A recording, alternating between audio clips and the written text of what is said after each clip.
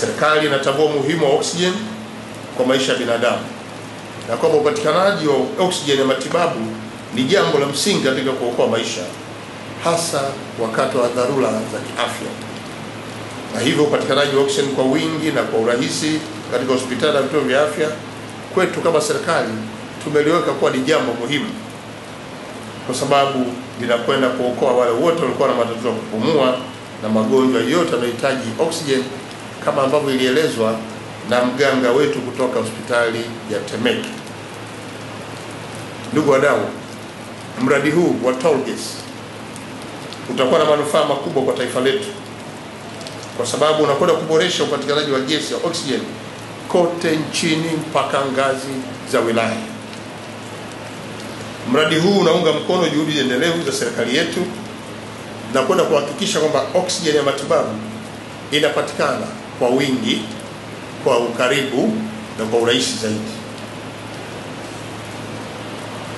Kwa upande mwingine, mradi huu utaongeza upatikanaji wa oksijeni katika hospitali na zahanati kote na kupunguza vifo vinavyosababishwa na magonjwa ya kupumua, ikiwa ni pamoja na kupunguza vifo vya kina mama na kuokoa maisha ya wanawake na watoto wa taifa hili.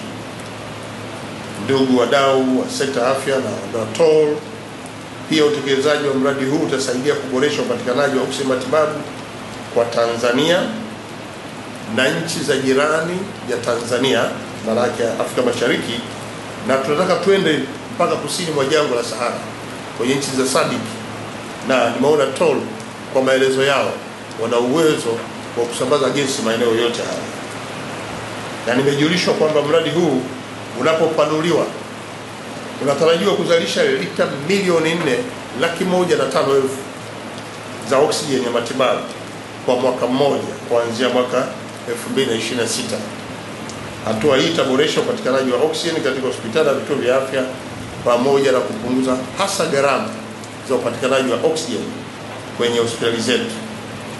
Na oksijeni hii inatarajiwa kupunguza gharama za matibabu kwa 35% katika hospitali na vituo vyote kote nchini.